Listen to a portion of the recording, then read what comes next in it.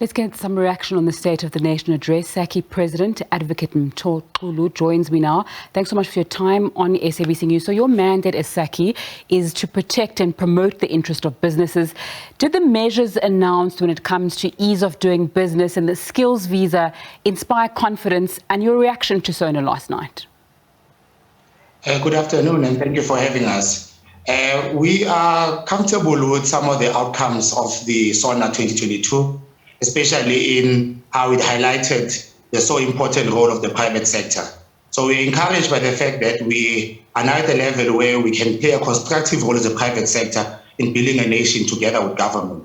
So some of the announcements that came to support that are welcomed by SACCI, but primarily we think this is a wonderful opportunity for the private sector of South Africa to step up and really help build a nation in an honest and a collaborative manner with government. All right, so the president did speak last night saying around 70% of employment comes from the private sector. Now, with our 34.9% unemployment rate, how can business add more jobs and build the country as you've just spoken about? Yeah, so, a lot of South Africans are employed in the private sector, and a lot more can still be employed by the private sector.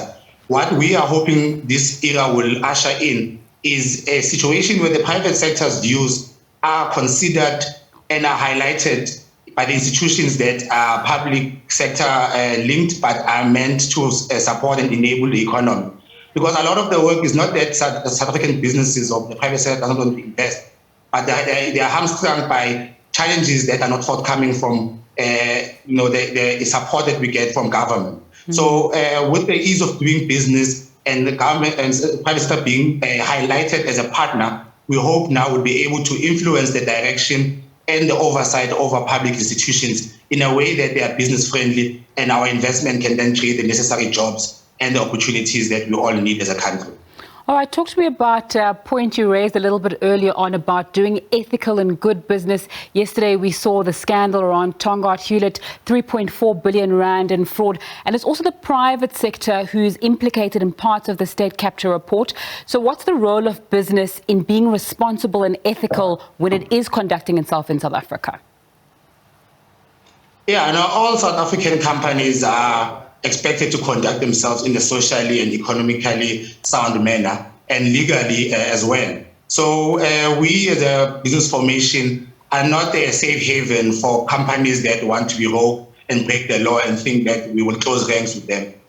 We call upon all the law enforcement agencies to investigate the criminality in the private sector, and we will not shield any business because we consider ourselves as law-abiding citizens, and all of us must walk the talk, and we must follow the laws of the country.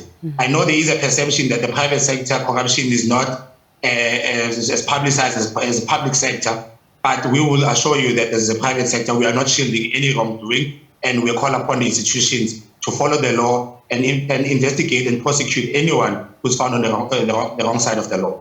All right, let's move slightly away from SONA, but staying in line with the importance of the private sector. On Wednesday, as SACCI, you said that the business confidence index increased to 94.1 in January. Just talk to me about the value of strong business confidence in an environment like ours at the moment.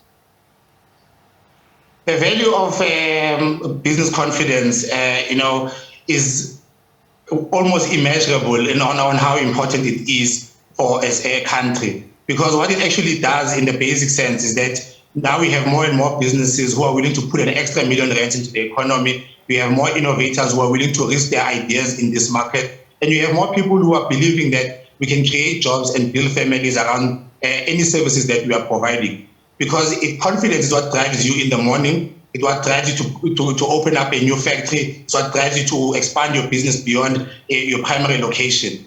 But all that only happens when you are comfortable that a year or 5 years later, your business will still be safe and will be thriving. So business confidence has to be cherished almost as a national asset, because it's only when business has the confidence in the systems and society that will be able to tackle all our economic challenges and really become the economy that we all desire to become. So it's as important as and our national pride, and we need to protect it because it's very finite and it moves around. And in a globalized village like ours, we need to drive as much confidence our way and make sure that we are able to then all work together and give peace and tranquility to those who want to invest and innovate in our economy. Mm-hmm. Now, you seem quite optimistic about the business climate in South Africa and what's happening, but there are a lot of people who are not, saying that it's not possible to run a business when you cannot even be guaranteed that you're going to have electricity for the whole day, for instance, and saying that there are challenges to investing in South Africa because although we talk very well, perhaps implementation is not so good. Just your response to that as we wrap up.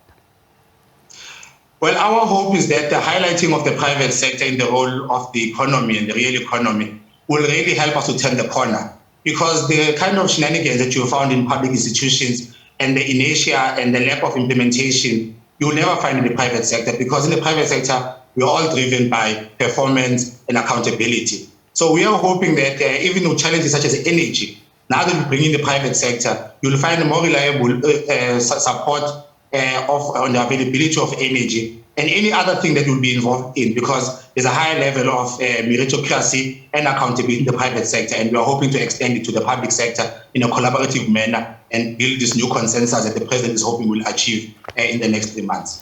SACCI President, Advocate Mtho Xulu joining me there. Thanks so much for your time on SABC News.